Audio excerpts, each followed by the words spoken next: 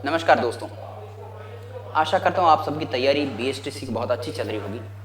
आपको इनाम से थंबनेल से पता चल गया होगा कि आज अपन चर्चा करने वाले हैं स्पेशल बीएसटीसी के संदर्भ में, क्योंकि बीएसटीसी का एग्ज़ाम जो है वो 30 जून को तय हो चुका है और आपके पास मोटा मोटी 1 महीने का समय बचा है। इस 1 महीने के समय में अपने आप को इम्प्रूव करना, अपने आप को धैर्यशील बनाए रखना, अपने आप में स्थिरता बनाए रखना बहुत ज़रूरी है, क्योंकि भाव आवेश आ जाता है, अरे यार समय बहुत कम बचा है, अपना सिलेक्शन होगा कि नहीं होगा, पिछली मेरिट इतनी रह गई। उस मेरिट की तरफ आपको नहीं देखना है, आपको ये देखना है कि इस 1 महीने के अंदर आप कितना बेटर कर सकते हो, कितना अच्छा स्कोर कर सकते हो, कैसे प्राप्त कर सकते हो, ये बात आपके दिमाग में रखनी है।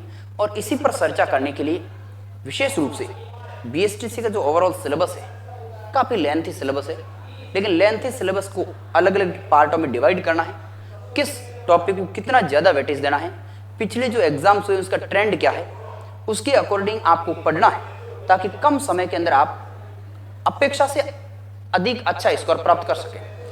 आप सब जानते हैं कि बीएसटीसी का जो एग्ज़ाम है उसके अंदर सिलेबस का जो पैटर्न रहता है उसमें एक एक की यदि बात करें अपन, एक एक की बात, तो आपके सबसे ज़्यादा उलझन रहती है जीके में। जीके, ध्यान रखिए साथियों, जीके कोई मोटा उलझन का काम नहीं है। जीके के 50 क्वेश्चंस आते हैं। कितने क्वेश्चन है? 50 क्वेश्चन है, 50 प्रश्न जीके के। अब आप 50 प्रश्न जीके के देखकर घबराते होंगे कि 50 प्रश्न यानी 150 नंबर कैसे प्राप्त करें। अब इसको भी पार्टों में डिवाइड करिए। आप पार्टों में कैसे डिवाइड करोगे? डिवाइड इस हिसाब से करना है कि इसको आप 3 पार्ट में डिवाइड करो, 3 नहीं, मैं कहूँगा 4-5 पार्ट में डिवाइड कर दो। अब एक तो इसमें आपको सबसे पहले लेना है भूगोल, पहली बात, और पिछले एग्जाम्स को पेपर को देखना है। भूगोल के बाद में आपको लेना है राजनीति विज्ञान, ये भी आपके जीके में शामिल है, और उसके बाद में आपको लेना है इतिहास। ध्यान रखिए, इतिहास सिर्फ और सिर्फ राजस्थान का है। आप बीएसटीसी की तैयारी कर रहे हैं और सिलेबस का यदि आपको गहनता से अध्ययन नहीं किया है, आपने गहनता जानकारी नहीं है, तो फिर आपकी तैयारी प्रॉपर नहीं हो पाएगी। अब इतिहास को आप 2-3 डिवाइड भागों में और डिवाइड कर दो। कैसे करोगे? एक तो आपको करना है art and culture, art and culture यानी कि कला और संस्कृति, कला और संस्कृति। एक तो ये टॉपिक है इतिहास में, ठीक है, ये कला और संस्कृति। एक इसमें आप लोगे राजवंश, क्या लोगे? राजवंश को अलग कर लेना। और तीसरा जो टॉपिक है इसी का, उसके अंदर आपको ले लेना है आधुनिक राजस्थान, आधुनिक राजस्थान का इतिहास, आधुनिक राजस्थान का इतिहास। ये मैंने डिवाइड क्यों किया? यही बात आपको समझाने के लिए मैं आया। इसमें पहले इतिहास पर चर्चा कर लेते हैं, पहले इतिहास पर चर्चा कर लेते हैं। इतिहास में 3 पोर्शन है। ध्यान रखिए मित्रों, यदि वास्तव में आप ये चाहते हैं कि बहुत कम समय के अंदर अच्छे अंक कैसे प्राप्त करें, तो मैं जो बात कहने जा रहा हूं वो आपके गले उतरे या आप धैर्यशील बने रहें, ये बहुत मुश्किल है। लेकिन मैं बहुत लंबे एक्सपीरियंस के पुराने सारे पेपरों का विश्लेषण करने के बाद ये बात कर रहा हूं। ये जो राजवंश वाला टॉपिक है, इस पूरे राजवंश में से प्रश्न आते हैं 1 या 2। अब यदि आपने पहले से इसको बढ़िया तरीके से पढ़ रखा है तब तो आपको इसको पढ़ना है, उसको जितने आपके शॉर्ट नोट्स वगैरह है वो पढ़ने।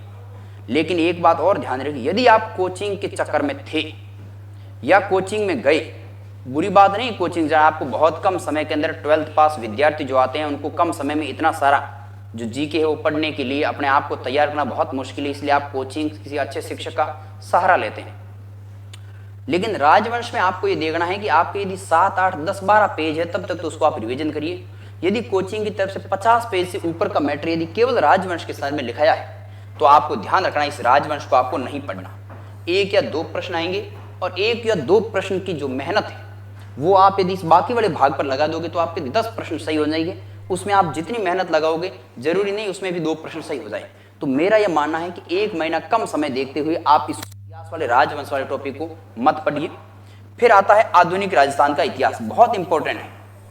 अब जो टोटल 50 प्रश्न है उस 50 प्रश्न का डिवाइडेशन देखिए। 25 प्रश्न आते हैं भूगोल के, अकेले के 25 प्रश्न भूगोल के, 7 से 8 प्रश्न या यूं कह दूं 10 प्रश्न आते हैं पॉलिटी के, 35 प्रश्न, पीछे 15 से 20 प्रश्नों के बीच का जो मैटर है वो इतिहास था, उसमें से 1 से 2 प्रश्न वहां पर चले गए, फिर पीछे 12-13 सवाल बचते हैं। 12-13 सवालों के अंदर कला और संस्कृति के 10 प्रश्न आ जाते हैं। फिर जो पीछे प्रश्न बढ़ते हैं, या यूं मैं कह सकता हूं कि लगभग 5 प्रश्न, 1-2 प्रश्न ऊपर भी हो सकता है, 1-2 नीचे भी हो सकते हैं, कम भी हो सकते हैं, 5 प्रश्न आधुनिक राजस्थान के इतिहास से संबंधित आ जाते हैं। अब जो 5 प्रश्न है उसमें 5 टॉपिक्स है, उनको आपको ध्यान से देखना है। 5 टॉपिक कौन कौन से हैं? पहला तो देखना है आपको 1857 की क्रांति। सबसे पहली बात 1857 की क्रांति से एक प्रश्न 100% आएगा। उसके बाद में आपको देखना है किसान आंदोलन। किसान आंदोलन, चलो इसको थोड़ा अलग कर देते हैं, अपन एक एक पर चर्चा करते हैं। पहले इतिहास की बात करते हैं। इतिहास थोड़ा सा इस वीडियो को देखने में टाइम लगाइएगा, क्योंकि ये 15-20 मिनट का जो सेशन है वो आपके पूरे 1 महीने की रणनीति को बहुत अच्छे तरीके से, कारगर तरीके से साबित करेगा। और आप वीडियो देखोगे और एग्जाम होने के बाद आप हमें वापस कहोगे वास्तव में ये रणनीति हमारी काम आई है। अब इसमें आपको क्या करना है, इसको अपन पार्टीशन करते हैं कि एक तो सबसे पहले अपने आता है राजवंश। राजवंश का मतलब है प्राचीन से लगाकर वर्तमान तक राजवंश। एक थोड़ा सा पोर्शन ले लेते हैं प्राचीन राजस्थान का इतिहास, इसको भी थोड़ा शामिल कर लेते हैं। और एक ले लेते हैं आधुनिक राजस्थान का इतिहास, आधुनिक राजस्थान का इतिहास। और एक पोर्शन ले लेते हैं कला और संस्कृति का। इस इतने भागों में इस विभाजन को आपको पहले डिवाइड करना है। ये एक रणनीति का हिस्सा है। किसी भी परीक्षा को सफल होने का आधार ये नहीं होता कि आपने कितना पढ़ा है।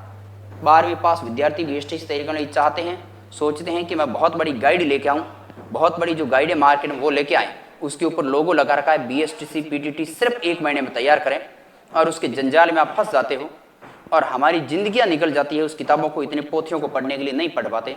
लेकिन ये संभव नहीं है कि आप 1 या 2 महीने, 1.5 महीने के अंदर वो सारी पोथियां पढ़ पाए। और उनमें उनका जब तक आप 5, 7, 8 बार रिविजन नहीं करोगे तब तक आपके प्रश्न सही नहीं होंगे। और आप ये चाहते हैं, आप ये सोचते हैं कि यार हमने छोटी किताबें तो पहले पढ़ रखी है, अब बड़ी गाइड पढ़ेंगे तभी हमारा परीक्षा में नंबर आएगा। ये गलत सोच है।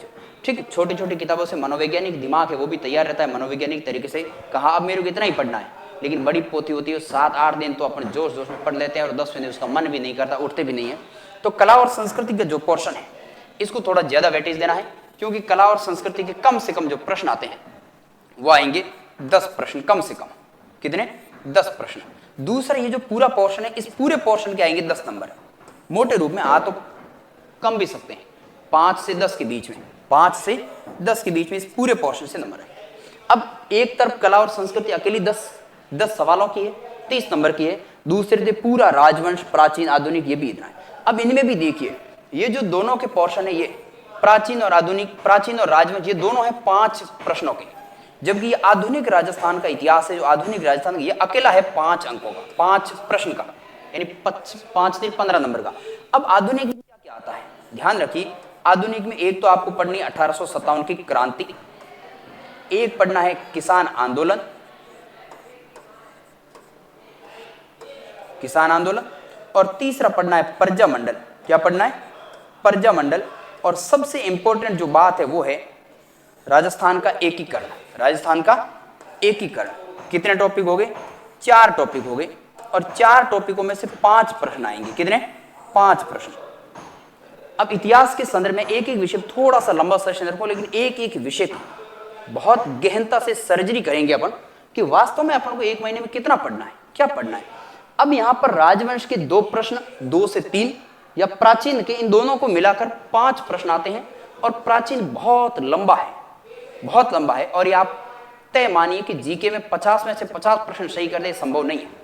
तो इस राजवंश और प्राचीन वाले को, 5 अंक वाले को, यदि आपने पहले पढ़ रखा है किसी कोचिंग की, किसी नोट्स के, किसी किताब की, छोटे शॉर्ट नोट्स के रूप में, यदि आपके पास 20-30 पेज का मैटर है, तब तो आप इसको बहुत अच्छे तरीके से रिवीजन कीजिए।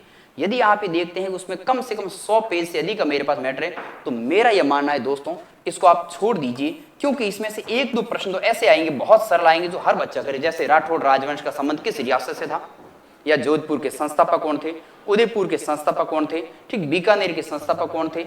इस प्रकार के 1-2 प्रश्न वहां से आ जाते हैं। ठीक, या आहड़ सभ्यता कहां पर है, कालीबंगा सभ्यता कहां पर है। 2-3 प्रश्न तो, 1-2 प्रश्न तो सरल आ जाते हैं, फिर पीछे बचे 1 या 2 प्रश्न। 1 या 2 प्रश्नों के लिए आप अपने पूरा जो समय है वो इसमें खपाओगे, तब तक याद नहीं होगा। इसलिए आपको ध्यान रखना है कि 3 नंबर का मैटर आप, मेरा यह मानना है बेस्ट रणनीति का। फिर मैं कह रहा हूं कितना पढ़ रहे हैं मैटर नहीं करना, क्या पढ़ रहे हैं एग्जाम में ये बेहतरीन आपका परिणाम ला सकता है। 3 प्रश्नों को छोड़ दीजिए, 2 प्रश्न सही हो जाएंगे। 3 आप इतना जितना इस प्राचीन और राजवंश में लगाते थे टाइम, उतना आधुनिक राजस्थान में लगाइए। आधुनिक राजस्थान की 1857 की क्रांति को बढ़िया पढ़िए, किसान आंदोलन, प्रजामंडल, एकीकरण को पढ़िए, आपके 5 में से 5 प्रश्न सही हो जाएंगे। लेकिन एक और बात ध्यान रखिए मित्रों, आप बीएसटीसी की तैयारी करने जा रहे हैं किसी first grade, second grade, read अध्यापक लेवल, फर्स्ट सेकंड या असिस्टेंट प्रोफेसर की नहीं।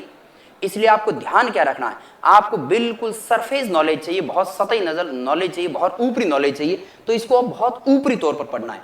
1857 की क्रांति की शुरुआत कहां से हुई, 6 छावनियां हैं, कौन सा युद्ध हुआ, छेलावास का कब हुआ, बिठोड़ो कब हुआ, इस प्रकार के बहुत मोटे मोटे एरिनपुरा वगैरह, ये ऊपरी तौर पर इसको पढ़ना है। बिजोलिया आंदोलन कहां से कब, नेता कौन था, उसका मुख्य मुख्य बातें हैं वो पढ़नी है आपको। एकीकरण का प्रश्न 57 का, किसान प्रजामंडल का एक।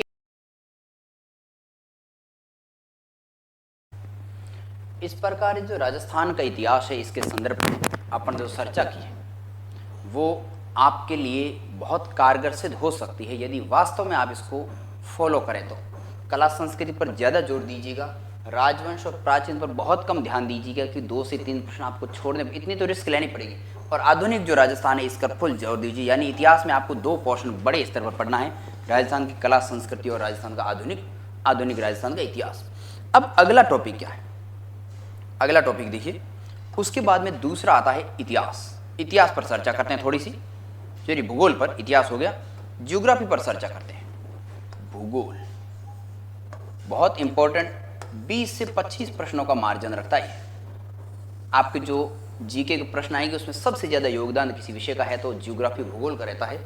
और भूगोल के अंदर आपको यदि सही मायने में तैयारी करनी तो आप इसको, एक तो राजस्थान का जो परिचय है उसको बढ़िया ढंग से पढ़िएगा, 1 या 2 प्रश्न आएंगे, और उसमें भी आप परिचय में भी आप अक्षांश और देशांतर का जो मापन है उसको पढ़िएगा, क्योंकि आप बीएसटीसी की तैयारी कर रहे हैं और इसका फिक्स प्रश्न है अक्षांश और देशांतर का एक प्रश्न पूछना है। अक्षांश और देशांतर का एक प्रश्न आपको यहाँ से इसमें से आएगा। उसके बाद में दूसरा जो टॉपिक है उसको आप ले सकते हैं भौतिक प्रदेश, भौतिक स्वरूप। ठीक, भौतिक स्वरूप बहुत शानदार है और इसको यदि ढंग से आप पढ़ते हो तो बाकी वाले काफ़ी टॉपिक है वो आपके क्लियर हो जाते हैं, क्योंकि जब खनिज आप पढ़ोगे, जलवायु आप पढ़ोगे, तो भी वहाँ पर आपको भौतिक स्वरूप यदि बढ़िया ढंग से पढ़ा हुआ है, सीक्वेंस क्रम में यदि पढ़ा हुआ है तो आपको याद रहने में कोई दिक्कत नहीं आएगी। उसके बाद में तीसरा टॉपिक महत्वपूर्ण आप ध्यान रखिए, जलवायु। जलवायु को पढ़िए। जलवायु के बाद में आपको चौथा टॉपिक पढ़ना है वनस्पति। क्या पढ़ना है, वनस्पति और वन्य जीव। भूगोल को थोड़ा सा लंबा पढ़ना है, वनस्पति और वन्य जीव। वनस्पति और वन्य जीव भी टॉपिक दे रखा है। इसके अलावा आपको पढ़ना है अफवाह तंत्र। क्या पढ़ना है, अफवाह तंत्र पढ़ना है।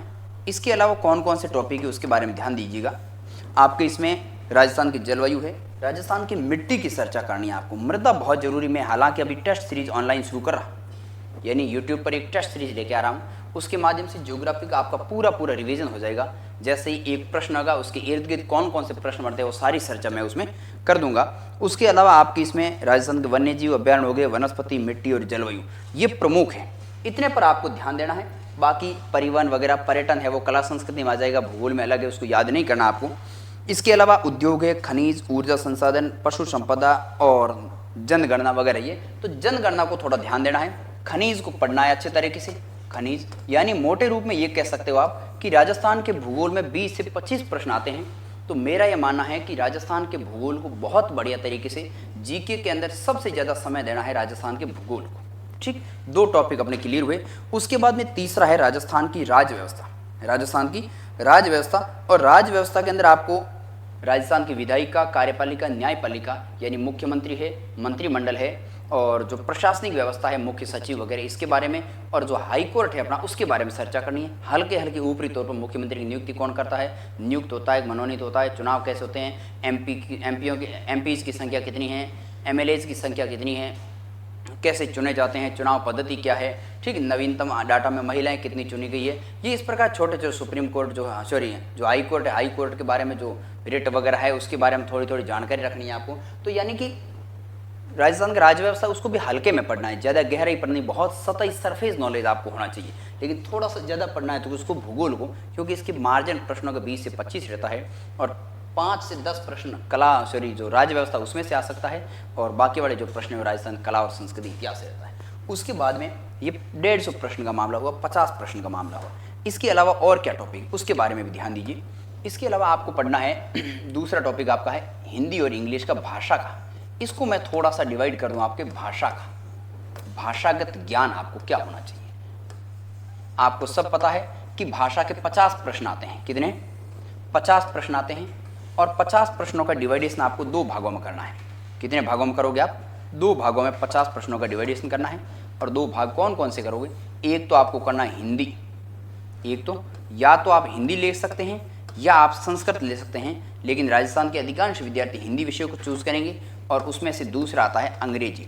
तो मैं भी चर्चा जो करूंगा वो हिंदी विषय को लेकर करूंगा। इंग्लिश के अंदर 20 प्रश्न आएंगे आपके, कितने 20 प्रश्न, और हिंदी के अंदर आपके आएंगे 30 प्रश्न। टोटल दोनों का आंकड़ा होगा 50 प्रश्न का। अब इसमें ध्यान रखिए, हिंदी के अंदर आपको पढ़ने लायक बातें क्या क्या है। हिंदी में पढ़ने लायक सामग्री क्या क्या है, आपको एक तो संधि और समास को बढ़िया ढंग से समझना है।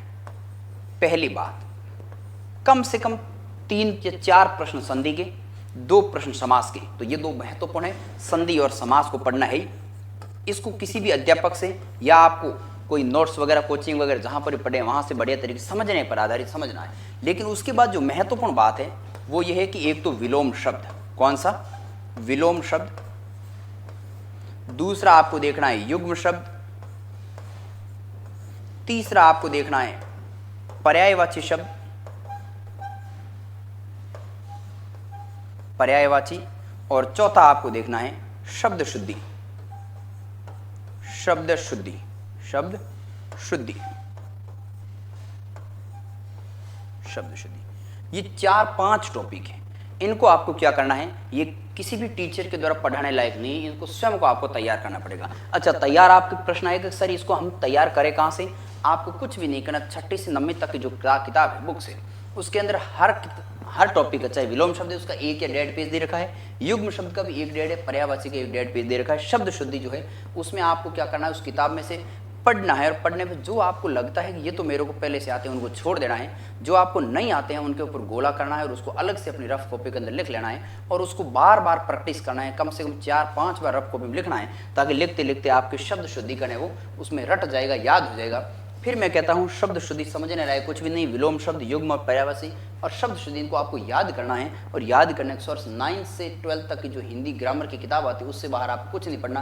किसी गाइड के चक्कर में पड़ गई तो इस जो ये टॉपिक महत्वपूर्ण है उसको आप छोड़ दोगे और इसमें प्रश्न है वो उस किताब में से आएगा, आप गाइड के चक्कर में अपना नुकसान ले लोगे। तो आपको ज़्यादातर इन टॉपिकों को याद करना है, इसको पढ़ना है और यहाँ से आपके जो प्रश्न हैं वो 20 प्रश्न इन टॉपिक से 20 से 22 प्रश्न इन टॉपिक से आ जाते हैं। उसके बाद में कुछ पारिभाषिक शब्दावली के प्रश्न भी हो सकते हैं, थोड़े से शब्द जो है वो वाक्य से संबंधित हो सकते हैं। तो यदि बेसिक जानकारी आपको पहले से है तब तो आपको ज़्यादा दिक्कत नहीं आएगी, यदि बेसिक जानकारी नहीं है तो फिर कम समय के अंदर इसको तैयार करना थोड़ा मुश्किल है, लेकिन एफर्ट जो है, मेहनत है वो हमेशा परिणाम लाती है। आप सारे विद्यार्थी जो गंभीरता से तैयारी करें वो सारे मेहनती है, मेहनत करोगे तो इसमें भी कोई ज़्यादा भरकम इतना वेटेज नहीं है। फिर आता इंग्लिश, सबसे बड़ी दुविधा आती है इंग्लिश की। इंग्लिश में क्या करें, बड़ी दुविधा है। इंग्लिश आती नहीं, हमें आती नहीं, पढ़ते नहीं, आती सब है पढ़ते नहीं।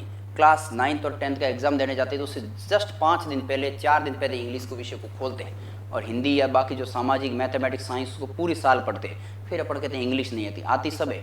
मैं फिर कह रहा हूँ पढ़ाई नहीं करते। अब यदि आप इंग्लिश विषय को छोड़ दोगे तो आपके 20-60 नंबर चले जाएंगे, लेकिन आपको छोड़ना नहीं है। आपको क्या करना है, आप एक वर्ड से शब्द जानते हैं टेंस, टेंस से सब परिचित हैं।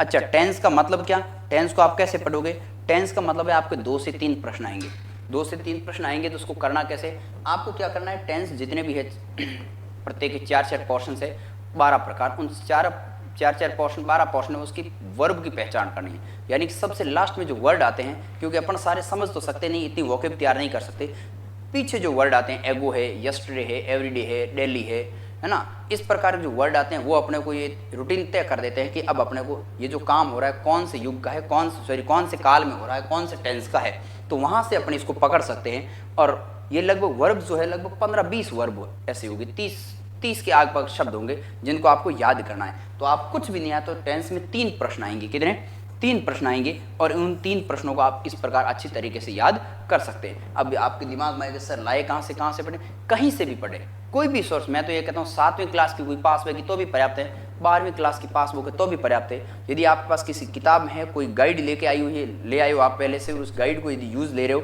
तो भी उस गाइड के पीछे जो जितने ऑप्शंस है उसको प्रैक्टिस करिएगा। और प्रैक्टिस से पहले ये जितने जो टेंस है, हर टेंस के नीचे एक वर्ब पहचान दी हुई होती है, इसकी पहचान क्या है, उस पहचान का मतलब है उसके पीछे कौन सा वर्ड आ रहा है, ठीक। तो जो लास्ट वर्ड आ रहा है उसको आप देखोगे तो बढ़िया तरीके से समझ में आ जाएगा। दूसरा है आर्टिकल्स, ए एन और दी। आर्टिकल का प्रयोग आपको बहुत ऊपरी तौर पर करना है कि ए का प्रयोग कहाँ होता है, एन का कहाँ और द का कहाँ। तो इसके अलावा टेंस के अलावा आप आर्टिकल को बढ़िया ढंग से करिए। सारी चीज़ें आपको साथ में हो ऐसा जरूरी नहीं, आर्टिकल को बहुत बढ़िया करना है ताकि आपके 1 या 2 प्रश्न आर्टिकल्स में से आ जाते हैं। इसके अलावा पैसिव वॉइस और डायरेक्ट इनडायरेक्ट, 6ठी क्लास से आप पैसिव वॉइस और डायरेक्ट इनडायरेक्ट पढ़ते आ रहे हैं, तो यहाँ पर भी आपके वही पोर्शन पूछा जाएगा जो 6ठी से 8वीं तक का है या 10वीं तक का मैटर है वहाँ पर। तो passive voice, direct indirect, tense और आर्टिकल, 4 टॉपिक यदि बढ़िया ढंग से आप कर लेते हैं तो आपके यहाँ पर प्रश्न हो जाते हैं 10, कितने, 10। अब यहाँ पर आपको कसम ये खानी है कि इन 10 प्रश्नों में एक भी गलत नहीं होने दूंगा, क्योंकि आप इन 4 टॉपिक को इतनी मेहनत करोगे, इनमें से कोई प्रश्न बाहर जाए नहीं। जितने टाइप्स है वो सारे टाइप्स आप याद कर लो। मैं तो कहता हूँ कि समझना बाद में है, पहले उसको रट लो, रटोगे तो समझ में धीरे धीरे अपने आप आ जाएगा। आपका मकसद यहाँ पर समझ के ज्ञान संग्रहण नहीं, एग्जाम के अंदर पेपर सॉल्व करना, पेपर में अंदर नंबर कैसे आए वो काम करना है, तो उसको बढ़िया तरीके से करिए। इसके अलावा कॉम्प्रिहेंसिव डिग्रियाँ वगैरह है, यदि आपको पहले से आती है तो बढ़िया, 1 वर्ड है या जो एंटोनिम सिनोनिम्स है, ये बहुत लेंथी टॉपिक है। आप, मेरा ये व्यक्तिगत रूप से मानना है कि एंटोनिम सिनोनिम्स और 1 वर्ड्स जो है उसके अंदर आपको अभी पढ़ने की जरूरत नहीं, क्योंकि आपके पास समय बहुत कम है। आप जितना समय उनको याद करने रटने में लगाओगे, यदि उतना समय इन 4 टॉपिक को लगा दिया तो आपके 10 प्रश्न उसमें सही हो जाएंगे, और 10 प्रश्न सही हो जाते तो आप अपने आप ही इंग्लिश के मास्टर कहलाओगे, क्योंकि 10 प्रश्न सही होना आपके लिए बहुत बड़ी बात है, क्योंकि ज़िंदगी में कभी इंग्लिश पढ़ी नहीं। उसके अलावा और देखिए, उसके बाद में आती है रीजनिंग, तर्क क्षमता टॉपिक है, तर्क क्षमता, 50 प्रश्न इसकी भी है। अभी तक हमने 100 प्रश्नों की बात की। तर्क क्षमता, ये तर्क क्षमता, तर्क क्षमता के 50 प्रश्न हैं, कितने हैं, 50 प्रश्न। अब तर्क क्षमता में पढ़ना क्या है, रीजनिंग में क्या पढ़ना है, रीजनिंग में पढ़ना कुछ नहीं, सारे अभ्यास का खेल है। किसका, अभ्यास का खेल है। तो पहली बात तो आपके दिमाग में होनी चाहिए कि मैं बहुत ज्यादा अभ्यास करूंगा, बहुत ज्यादा। इंग्लिश का भी बहुत ज़्यादा अभ्यास करना है, मैं बताऊंगा अभ्यास कैसे, और तर्क क्षमता का अभ्यास करना है। आपने एक टॉपिक बढ़िया तरीके से पढ़ा, फिर आपको एक प्रैक्टिस सेट साइड में पास में रखना पड़ेगा, या कोई भी अभ्यास की ऐसी बुक जिसके अंदर ऑब्जेक्टिव क्वेश्चंस दिए हो। यदि वो ऑब्जेक्टिव क्वेश्चंस आप बहुत ज़्यादा बार मिलाते हैं, अधिक मेहनत करते हैं, तर्क क्षमता आपके लिए सबसे सरल। और मैं फिर कहता हूँ कि इसमें से 50 में से 45 से 50 प्रश्न सही किए जाते हैं। बहुत सारे लड़के 45 से 50 तक के प्रश्न सही करेंगे, और आप भी कर सकते हो।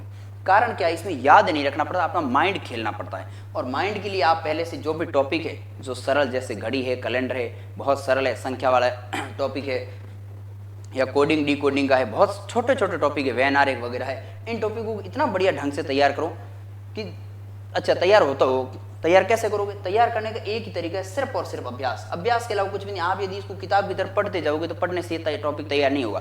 अब ये बात है किसकी, नमस्कार दोस्तों, यदि वो वास्तव में सीरियस और आशा करता हूँ आप सबकी तैयारी बीएसटीसी बहुत अच्छी चल रही है। बहुत सारे लोगों भरा है, आपको नाम से थंबनेल से पता चल गया होगा। देंगे भी नहीं कि आज अपन सर्च देंगे तो उनमें भी सबका सिलेक्शन भी नहीं होगा, और सारे लोग पढ़ के भी नहीं जाएंगे, सारे सिलेक्शन के इरादे से जाते भी नहीं है। कईयों के दिमाग में फॉर्म भर दिया, परीक्षा का पहला एग्जाम में देने जाएंगे, जाति पास हो जाएंगे, तुक्के लगा देंगे, माइनस मार्किंग है नहीं, ऐसा नहीं। तुक्कों से कभी परीक्षाएं पास नहीं होती। तो आपको इसके अंदर बहुत ज़्यादा अभ्यास करनी है, पढ़ने पर कम जोर देना और अभ्यास बहुत ज़्यादा करनी है। एक टॉपिक लिया, एक टॉपिक को बढ़िया तरीके से पढ़ा पहले, और पढ़ने के बाद इसके सारे क्वेश्चन है, मैं तो कहता हर यूनिट के 100 प्रश्न है, उनको बढ़िया तरीके से आपको निकालना है। उसके बाद देखो और क्या, फिर आती है शैक्षिक अभिरुचि। क्या आता है, नया टॉपिक है अपना शैक्षिक अभिरुचि, चौथा टॉपिक। इसको बढ़िया ध्यान देखना, शैक्षिक अभिरुचि। पिछली बार शैक्षिक अभिरुचि थोड़ी सी बच्चों के अलग थी। अलग का मतलब यह है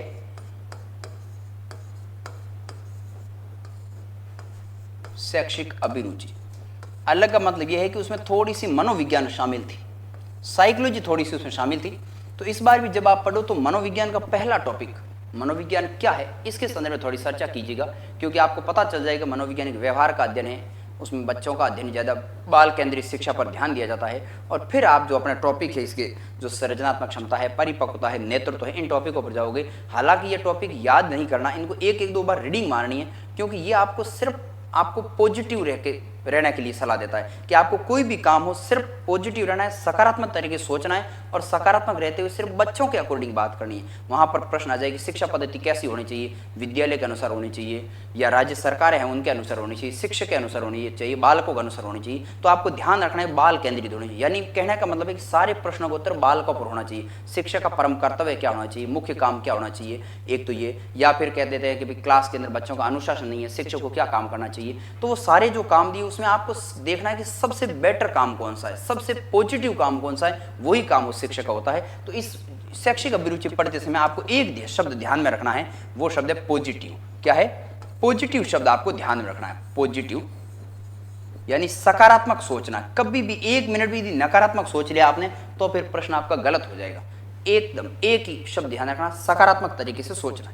4 टॉपिक हो गए शैक्षिक अभिरुचि, 4 टॉपिक को 50-50 प्रश्न हैं और 200 प्रश्न का मतलब 600 नंबर होते हैं। अब 600 नंबर में से आपको ये कोशिश करनी है, आपको कोशिश ये करनी है कि 600 नंबरों में से मेरे नंबर कम से कम है तो 450 प्लस आए, 450 प्लस आए। अब 450 प्लस आप कैसे नंबर ला सकते हो, उसके लिए एक छोटी सी बात में आपको सारणी बना देते हैं, अपन ट्राई कर लेते हैं। क्या इतने आ सकते हैं? क्या बिल्कुल आ सकते हैं। यदि आपको मैं कहूं कि रीजनिंग सबसे शानदार और सबसे ज़्यादा नंबर स्कोरिंग है रीजनिंग के अंदर मैं ये मान लेता हूं आप 45 क्वेश्चन सही कर लेते हैं तो 45 × 3 नंबर आप कर दो। ठीक, यहाँ पर हो जाएगा आपके 15, 12 और 1 13। आप 150 में से 135 नंबर लेके आए, सीधी सी बात। उसके बाद में आ जाते हैं जीके। किसमें? जीके। यहाँ पर मैं लिख देता हूँ रीजनिंग, यहाँ पर मैं लिख देता हूँ जीके। जीके के अंदर आप अधिक प्रश्न सही करें तो बहुत और भी बढ़िया बात है, लेकिन समय बहुत कम है। कम समय के अंदर जीके का पोर्शन बहुत लंबा है और इतना सिलेबस पूरा करना और अपने आप में कवर करना मुश्किल है। तो मैं यहाँ पर लिख देता हूँ 40 प्रश्न आप कर लो, मान लो कितने? 40 प्रश्न, क्योंकि 3-4 प्रश्न का मैटर आप छोड़ दोगे और 3-4 नंबर है वो अपने आप आते हैं, उसमें भी गलत हो जाते हैं। तो यहाँ पर आपको नंबर लिख देना है 120। कितने? 120। उसके बाद में आ जाता है टीचिंग एप्टीट्यूड, शैक्षिक अभिरुचि। शैक्षिक अभिरुचि के अंदर आपको बहुत सरल है, 30 प्रश्न तो वैसे ही कोई विद्यार्थी बिना पढ़े हुए जाता है उसके भी सही हो जाते हैं। तो आपको यहाँ पर इसमें यह कोशिश करनी है कि कम से कम आपको यहाँ प्रश्न 42 से 43 प्रश्न या 45 का आंकड़ा आपको रखना है। 40 हो जाए तो बढ़िया बात, कोई ज़्यादा नहीं है, सिर्फ 1-2 प्रश्न हो जाएंगे ऊपर नीचे। 135। फिर पीछे कौन सा बचा? फिर लैंग्वेज बचा। कौन सा? लैंग्वेज बचा। और लैंग्वेज के आप 50 प्रश्न आते हैं तो 50 में 10 प्रश्न तो इंग्लिश के सीधी चले जाते हैं और 10 प्रश्न या जो 10 नहीं है 7-8 प्रश्न हिंदी के चले जाते हैं। टोटल आप यदि मार्जिन माने तो लगभग आपको ये मानना है 35 प्रश्न मान लो सही हो जाते हैं। कितने? 35। अब 35 को आप 3 से गुणा कर लो, 3 से गुणा करोगे तो आपके आ जाएगा 5, 15, 9 और 10, 105। अब नंबरों काउंटिंग करो, नंबर हो जाते हैं आपके 15। ठीक, 3 2 5, 3 8 और 1 9 हो जाते हैं। फिर यहाँ पर 495 नंबर हो जाते हैं। 450 का आंकड़ा था, इस हिसाब से इस 95 में भी यदि 45 नंबर भी माइनस हो जाते हैं तो भी पीछे 450 नंबर बच जाते हैं। और 450 नंबर आपको बहुत बढ़िया कॉलेज दिला देगा। बढ़िया कॉलेज ना केवल सिलेक्शन दिलाएगा बल्कि बढ़िया कॉलेज भी दिला देगा। अब इसमें एक थोड़ा सा ये भी है कि पिछली बार की तुलना में इस बार मेरिट कम भी रह सकती है और ज़्यादा भी रह सकती है। कम इस संदर्भ में रह सकती है कि पिछली बार की तुलना में समय पढ़ने को बहुत कम मिला, कम समय मिला है तो मेरिट थोड़ी सी कम रह सकती है, क्योंकि सिलेबस कवर नहीं हो पाएगा। कोचिंग वाले उनके भी नहीं होगा, विद्यार्थी पढ़े उनका भी नहीं होता, सेल्फ पढ़ते उनके भी नहीं होगा। दूसरी बात अधिक क्यों रह सकती है? अधिक इसलिए रह सकती है कि कोटा करवा रहा है एग्जाम, और कोटा विश्वविद्यालय जो वर्धमान महावीर विश्वविद्यालय उसकी थोड़ी सी विशेषता यह है, लोगों में परसेप्शन बना हुआ है कि उसका पेपर थोड़ा सा ईजी आता है। ठीक, ईजी आता मतलब सब करते हैं, जब ईजी आता है तो उसकी मेरिट थोड़ी सी ऊपर भी जा सकती है। इसलिए आपको जब भी आप तैयारी करो तो आपके माइंड में अब 1 महीना 5 दिन जो बचे हैं उस माइंड में आपको सिर्फ और सिर्फ 450 का जो गोल दिखाई दे रहा है ये 450 का गोला होना चाहिए। यदि इस संदर्भ में क्या चीज़ पढ़नी है और क्या छोड़नी है, किस वर्जन पर ज़्यादा ध्यान देना है, फिर मैं कह रहा हूँ रीजनिंग पर बहुत ज़्यादा ध्यान दीजिएगा, लैंग्वेज हिंदी पर बहुत बढ़िया ध्यान दीजिएगा, इंग्लिश के जो 3-4 टॉपिक है उनको बहुत बढ़िया करिएगा, जीके के अंदर राजस्थान के भूगोल पर जो ज़्यादा जोर दीजिए, इतिहास में बात करो कला संस्कृति पर फुल जोर दीजिए। आधुनिक राजस्थान के 4 टॉपिक है, 1857 की क्रांति, प्रजामंडल, किसान आंदोलन, और राजस्थान के एकीकरण, उनके ऊपर फुल जोर दीजिएगा। और दूसरा शैक्षिक अभिरुचि, उसमें 25 से 30 प्रश्न वैसे ही हो जाएंगे, बाकी वाला 10-15 उसको 2-3 बार आप पढ़ोगे तो अपने आप एक परसेप्शन बन जाएगा कि वास्तव में एक शिक्षक और विद्यार्थी का संबंध कैसा होना चाहिए और होता कैसा है। ठीक, व्यवहार में क्या है, सारी चीज़ देखते हुए अपने को नजरिए को बदलना है। व्यवहार में कुछ भी होती हो, लेकिन अपने को सरकार की जो पॉलिसीज है उसके अकॉर्डिंग काम करना है, यानी संविधान के दायरे में रहकर काम करना है। और संवैधानिक रूप से यदि जो शिक्षक है उनका कर्तव्य क्या होना चाहिए, उनका हमेशा विद्यार्थियों के प्रति विनम्रता और पोलाइटनेस का काम होना चाहिए। ये यदि चीज़ें आप इस दशंधर में करते हो तो मैं ये समझता हूँ कि 450 नंबर का आंकड़ा आसानी से पाया जा सकता है। आशा और उम्मीद करता हूँ कि ये सारी चीज़ें आपको समझ में भी आई होगी, और आप यदि इस टेक्निक को अपनाते हैं तो मेरे निजी अनुभव है पिछले कई सालों का, मैं बता सकता हूँ कि आपके 450 से प्लस भी आप नंबर ला सकते हैं। इन्हीं बातों के साथ बहुत बहुत धन्यवाद।